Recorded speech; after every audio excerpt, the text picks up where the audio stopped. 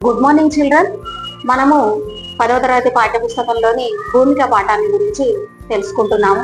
మొదటి వీడియోలో మనము రచయితను గురించి, ఆయన రాసిన రచనల గురించి, ఆయన స్నేహితుల గురించి, ఆయన రాసిన మొట్టమొదటి కథా సంకలనం పసిడి బొమ్మ, రెండవ సంకలనం చార్మినార్ కథలు, ఇంకా ఆయన స్నేహితులు కొందరు కథలు రాసేవాళ్ళు, వీళ్ళు కథలు రాస్తూ ఉంటే మిగిలిన వాళ్ళు కవిత్వం రాసేవాళ్ళు.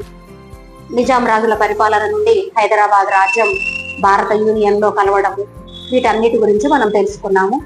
నెల్లూరు కేశవస్వామి రచనల గురించి గూడూరు సీతారాం రాసిన ముందు మాట, దాని కంటిన్యూషన్ మనం ఇప్పుడు చెప్పుకుందాం. యుగాంతం కథ ప్రత్యేకంగా చెప్పాల్సిన కథ. ఇండియా 2 దేశాలుగా విడిపోయి పాకిస్తాన్ ఏర్పడిన తర్వాత ఈ ప్రాంతంలో జరిగిన సంక్షోభం, హత్యాకాండ మొదలైన గురించి భీష్మ సహాని థమస్ నవలలో చిత్రించింది. అయితే అది దూరదర్శన్ టీవీలో సీరియల్ గా ప్రసారమైనప్పుడు పెద్ద ఎత్తున చర్చలు జరిగాయి. దాన్ని ఆపాలని ఉద్యమాలు కూడా చేశారు. అలాంటి పరిస్థితులే హైదరాబాద్ రాజ్యంలో 1946-50ల మధ్యన ఎట్లా జరిగాయో చాలా మందికి తెలియదు. హైదరాబాద్ రాష్ట్ర చరిత్ర ఆంధ్రప్రదేశ్ ఏర్పడటంతో మూలకు నెట్టివేయబడింది. ఒక సామాజిక వ్యవస్థ, రాజరిక వ్యవస్థ అంతం అవుతూ ఉన్నప్పుడు సమాజం నూతన దశలోకి వెళ్తుంది. అప్పుడు మానవ సంబంధాలు ఎలా మారుతున్నాయో చెప్పడమే యుగాంతం కథ. అందుకే ఆ యుగాంతం అనే పేరు ఆ కథకు సార్థకతను తెచ్చింది. యుగాంతం నిజంగానే యుగాంతాన్ని గురించి చెప్పిన కథ. హైదరాబాద్ రాజ్యంలోని మార్పులు, సమాజం చరిత్ర గురించి ఈ కథ ఒక డాక్యుమెంటరీ లాగా మన ముందు ఉంచుతుంది. ఈ ఒక్క కథ రాసి మరేమీ రాయకపోయినా నెల్లూరు కేశవస్వామి భారతదేశం గర్వించదగ్గ కథకుల్లో ఒకరుగా ఉండేవారు. కానీ ఇంకా మిగిలిన కథలు కూడా రాశారు ఆయన. చార్మినార్ కథల సంపుటి వెలువడిన సమయంలో నెల్లూరు కేశవస్వామిని రచయితగా ఆయన పేరును హిమాలయాల అంత ఎత్తుకు ఎదిగింది. ఆయన పేరు, ఆయనకు బాగా పేరు ప్రఖ్యాతులు తెచ్చిపెట్టిన కథ చార్మినార్ కథలు. కొన్ని అసాంఘిక శక్తులు అంటే సంఘ వ్యతిరేక శక్తులు ఓల్డ్ సిటీలో హిందూ ముస్లింల మత కలహాల పేరిట అపార్థాలు సృష్టించి మారణ హోమం జరిపారు. ఇందులో హిందూ ముస్లింల మధ్యన అసలు నేరస్తులు రాజకీయ నాయకులు. వాళ్ళ రాజకీయ లక్ష్యాలు తెలవక ఈ ప్రజలు హిందూ ముస్లింల మనసుల్లో అనుమానాలు రేకెత్తించారు. రాజకీయ నాయకులు వాళ్ళ రాజకీయ లబ్ధి కోసం ఈ మత కలహాలు సృష్టించారు. ఈ వాతావరణంలో హిందూ ముస్లింల సఖ్యత కోసం ఎంతో మంది ప్రజాస్వామికవాదులు ముందుకొచ్చారు. రచయితగా, లోహియా సోషలిస్టుగా నెల్లూరు కేశవస్వామి ఈ మత కలహాలు మొదలైన వాటితో చెలించిపోయాడు. నిద్రలేని రాత్రులు కూడా గడిపాడు ఆయన. తన సమాజం తిరిగి హిందూ ముస్లింల సఖ్యత పొందలేదా అని రాజకీయాల కోసం మానవ సంబంధాలు, మమతలు, మతాలు, కులాతీత మతాతీత స్నేహాలు బలి కావాల్సిందేనా అని ఆయన ఆలోచించాడు. చాలా వేదనను అనుభవించాడు.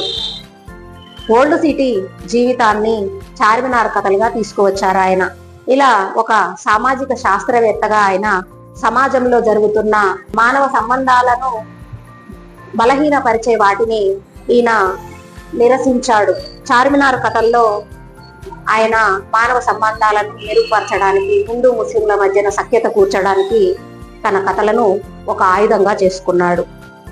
ఇవి చారిత్రాత్మక కథలు. ముఖ్యంగా నిజాం రాజ్యం అంతరించినప్పుడు జరిగిన మార్పులేంటో మనము ఈ కథలలో చూడవచ్చు. ఈ కథలలో నెల్లూరు కేశవస్వామి హృదయం ఉంది. అందులో భాగంగా చూసినప్పుడు కేశవస్వామి రాసిన రూహి ఆపా కథ చాలా చక్కని మానవ సంబంధాల గురించి చెప్తుంది. కుల మతాలకు అతీతంగా మనిషి ఎలా స్పందిస్తాడో చెప్పిన కథ ఇది. ముజ్రాలు అంటే ధనవంతుల ముందు పాటలు పాడుతూ డాన్సులు చేస్తూ బ్రతికే వాళ్ళు. వాళ్ళ హృదయాలలో సంతోష సన్నివేశాలు ఈ రూహి ఆపా కథలో మనము చూడవచ్చు. 2 కథల పాత్రలకు అవే పేర్లు ఉంచడంలో రచయిత స్పష్టమైన దృష్టితోనే ఈ కథలు రాశాడు అని మనం చెప్పుకోవచ్చు. ఒకరోజు నవాబు రమణి పాట వినడానికి వాళ్ళ ఇంటికి వస్తున్నాడని వాళ్ళ అమ్మ తయారు కమ్మని చెప్పింది రమణికి. అయితే ఆ అమ్మాయి అనుమానంగా చూసింది తల్లి వైపు. చూస్తే అప్పుడు ఆమె అన్నది, నువ్వేమి భయపడవలసిన అవసరం లేదు, అని చెప్పి కూతుర్ని తయారు చేసింది. నవాబు ముందు ఒక గజల్ పాడింది రమణి. అది విన్నంతసేపు ఆయన కళ్ళు మూసుకొని తన్మయత్వంగా ఉన్నారు.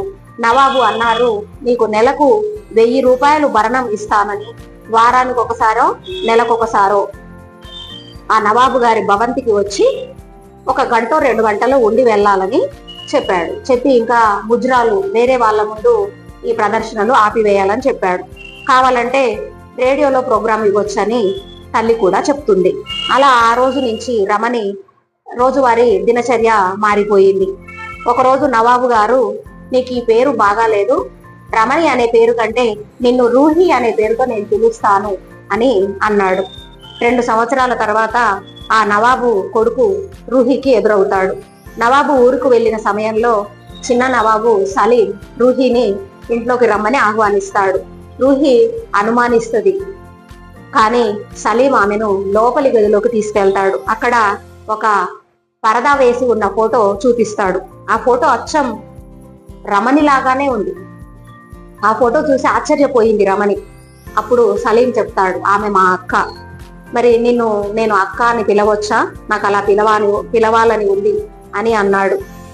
అయితే నవాబు ఈమెను ఎందుకు అంతగా ఇష్టపడ్డాడు అనేది ఇక్కడ మనకు అర్థమవుతుంది. ఎందుకంటే ఆయన కూతురు రూపంలోనే ఉన్న రమణిని ఆయన కూతురులాగా చూశాడు, కూతురు అనే దృష్టితో చూశాడు అనేది మనకు తెలుస్తుంది. చదివే వాళ్ళకు అనిపిస్తుంది ఈమె నవాబుకు కూతురా అని. సొంత కూతురులాగా ఎవరో ముజ్రాల అమ్మాయిని తన సొంత కూతురి హోదాను ఇచ్చాడు అంటే ఆ ముస్లిం నవాబు హృదయంలో ఎంత హృదయ సంస్కారం ఉంది అనేది రచయిత మనకు చెప్పాడు. ఇందులోని షరీఫా, ప్రతీకారం, అదృష్టం, వంశాంకురం, కేవలం మనుషులం, భరోసా, ఆఖరి కానుక అనే కథలు కూడా చాలా బాగుంటాయి. దేనికవే ప్రత్యేకం. వంశాంకురం కథలో ముస్లిం సంబంధాలు ఎలా ఉంటాయో చెప్పాడు. కొడుకు పుట్టాలనే ఆశతో ఎక్కువ మంది ఆడపిల్లల్ని కనడము, వాళ్ళ జీవితాలను అస్తవ్యస్తం చేయడము, వాళ్ళు ఆత్మహత్యకు వెళ్ళడం అనేది మనకు చాలా బాధగా అనిపిస్తుంది. కేవలం మనుషులం కథలో హుస్సేన్, మీర్జా, మహబూబ్ రై సక్సేనా ఎన్నో 10 సంవత్సరాల నుండి స్నేహితులు. వాళ్ళ కుటుంబాలు కలిసి ఉంటాయి. మతాల సరిహద్దులను చెరిపివేసిన స్నేహం కథ ఇది. భరోసా కథ, నమ్మిన వాళ్ళను ఎలా మోసం చేస్తారు అనేది ఇది నిజ జీవితాలలో జరిగే కథ. ఆఖరి కానుక కథలో రోజు రోజుకు పేదరికంలోకి వెళ్తున్న ముస్లిం కుటుంబాల గురించి చెప్పాడు. అరబ్ షేకులు ఇక్కడ ఉన్న అమ్మాయిలను డబ్బులు ఇచ్చి, డబ్బుల ఆశ చూపి తల్లిదండ్రులకు వాళ్ళని పెళ్లిళ్ళు చేసుకుంటారు. కొన్నాళ్ళు వాళ్ళతో ఉండి వాళ్ళని ఇక్కడే వదిలేసి వెళ్ళిపోతారు.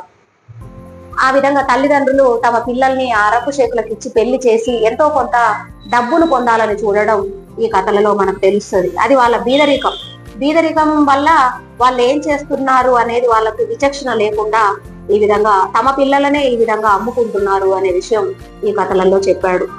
ఇలా విశిష్టమైన వస్తువు, చక్కని వివరణతో మంచి కథలు రాసిన కేశవ స్వామిని భారతీయ సాహిత్యంలో మనం పోల్చాలి అంటే ఉర్దూ, హిందీలలో కథలు రాసిన ప్రసిద్ధ రచయితలు ప్రేమ్చంద్, కిషన్ చందర్లతో పోల్చవచ్చు. ఆనాడు హైదరాబాద్ రాజ్యంలోని గోల్కొండ గనుల్లో మనకు ఎన్నో వజ్రాలు లభించాయి, కోహినూరు, జాకోబు వజ్రాలు. అలాంటి ఒక వజ్రమే మన వర్గీయ నెల్లూరి కేశవ స్వామి కథలు. ఈ విధంగా మనము భూమిక పాఠాన్ని పూర్తి చేసుకున్నాము. తర్వాతి వీడియోలలో మనము ప్రశ్న జవాబులు, పదజాలం, వ్యాకరణాంశాల గురించి తెలుసుకుందాం. నేను పాఠం చెప్పే విధానం మీకు నచ్చినట్టయితే లైక్ చేయండి, షేర్ చేయండి, సబ్స్క్రైబ్ చేసుకోండి. Thank you for watching.